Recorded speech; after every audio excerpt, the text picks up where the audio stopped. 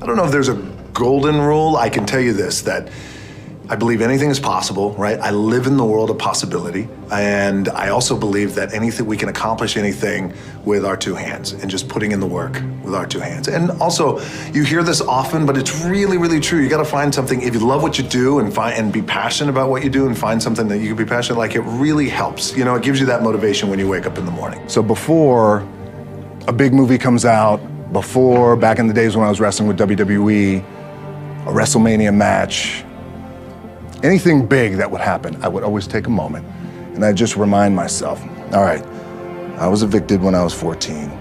We were kicked off the island. We couldn't live in Hawaii. Had no place to live. A lot of shit happened. Then when I moved to Nashville, I was arrested multiple times by the time I was 16 years old. Like, I remember that.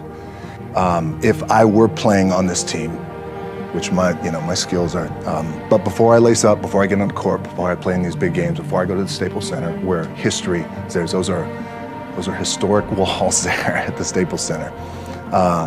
I would remember that, and it allows me then to be present in the moment and understand, holy shit, the stuff I have around me right now, this is the shit that I dreamed of when I was a kid. I am here. What helps me is to keep the hard times in the front of my mind, because it allows me to go into these big moments that I've worked my ass off, and you guys have worked your ass off. It allows me to go into these big moments with a different perspective. I had a dream, and that dream was to play professional football. I fell in love with the game of football, played at University of Miami. My goal was to play in the NFL. Again, because we didn't have a lot of money, so I wanted to be the first one to buy my parents a house, buy myself a house. I never lived in a house until I was 29 years old. And the dream didn't come true. I didn't get drafted. I didn't get any offers, nothing. I had to work up in Canada, the Canadian Football League. When I was cut from there, my dad had to come pick me up. And I'll never forget, we were on I-75. He lived in Tampa, came to Miami, got in his pickup truck. We drove up I-75. And I'm 23 years old. I am forced to move back in with my parents, which I was, because you want to tackle the world and you have all these dreams, and none of it came true. And it was also hard because all my friends around me, those teammates, they were NFL stars, and they became millionaires buying their parents a home. That's the thing, you want to buy your mom a home. Now everything, my production company and all marketing, everything is $7.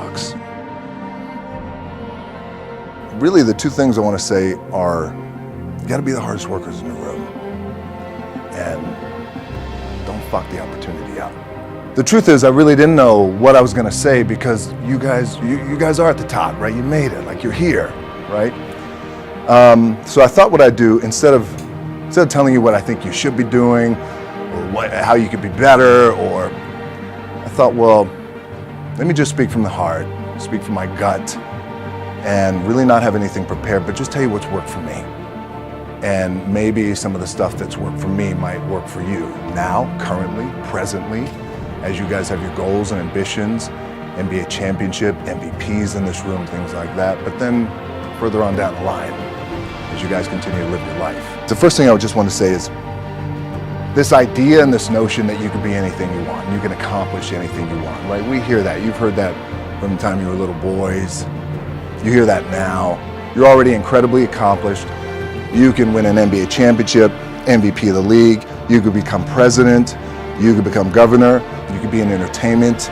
You could do whatever you want to do. You guys know that. The thing that has worked for me is to remember the hard times. I really need to make a change in my career. I need to be me, and I want to have the kind of career that is a global career. And I said, I'm not quite too sure how we're going to do it, but I need you to buy into the vision with me, and I'm willing to put in the work with my own two hands. As I was telling my agency at that time in Hollywood, they all looked at me like I had three heads. They thought, okay, sure, kind of placating me. And then eventually I left them, and then decided, you know what? My name is The Rock, and I come from the world of professional wrestling, and I look the way I look, and I talk the way I talk, and I love to work out, and you know what? This is who I'm going to be. And then here I am today.